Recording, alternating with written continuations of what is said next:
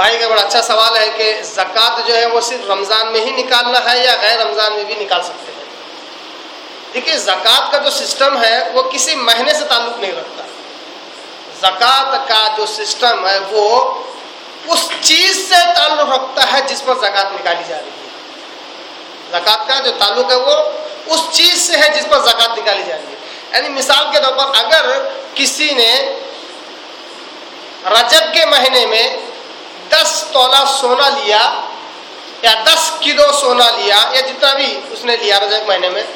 اگر اس میں سے کچھ استعمال ہونے کے بعد کچھ سونا اس طرح بچ گیا کہ اس کو پورا 1 سال گزر گیا، یعنی فرض کیجئے رجب، شعبان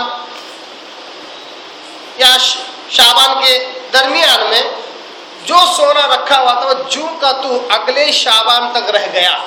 اس میں سے کسی قسم کا سونا استعمال کرنے کی نوبت ہی نہیں آئی، تو اس سونے پر، رکھے ہوئے سونے پر جو ہے اب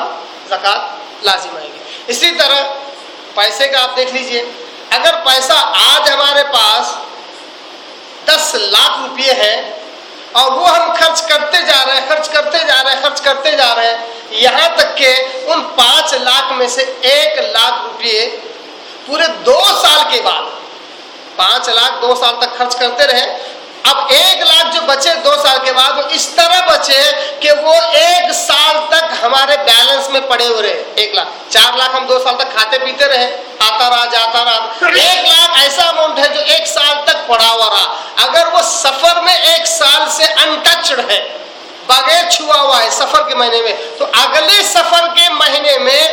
اگلے سال سفر میں اس 1 لاکھ پر زکوٰۃ نکلے گی 2.5%. معلوم ہوا کہ زکوٰۃ کا تعلق رمضان سے قطعی طور پر نہیں ہے. اللہ معاف کرے ان لوگوں کو، اللہ صحیح سمجھ دے، جان بوجھ کر زکوٰۃ کو رمضان سے جوڑتے ہیں کیونکہ لوگ اس میں صدقہ و خیرات زیادہ کرنے پر ابھر آتے ہیں، تو اسی بہانے کہتے ہیں کہ رمضان میں زکوٰۃ دو، رمضان زکوٰۃ دو، جبکہ زکوٰۃ کا تعلق رمضان سے نہیں ہے بلکہ چیزوں سے. جس چیز پر 1 سال پورا ہو جائے بغیر استعمال کیے تو اس چیز پر اس مہینے میں زکوٰۃ واجب ہو جاتی، فرض ہو جاتی. یہی وجہ ہے کہ علماء اور فقہاء نے کہا ہے کہ اگر کسی چیز پر زکوٰۃ واجب ہو جائے، یعنی 1 سال ہو گیا واجب ہو گیا، اس کے بعد ایک دن بھی گزارنا، ایک مہینہ گزارنا، وہ شخص گنہگار ہو جاتا ہے کیونکہ زکوٰۃ فرض ہو چکی ہے پھر وہ ادا نہیں کر رہا ہے اور وہ شعبان کا، رمضان کا، محرم کا انتظار کر رہا ہے. تو علماء اور فقہاء نے کہا کہ یہ انتظار کرنا بھی اس کو گناہ میں ملوث کرے گا.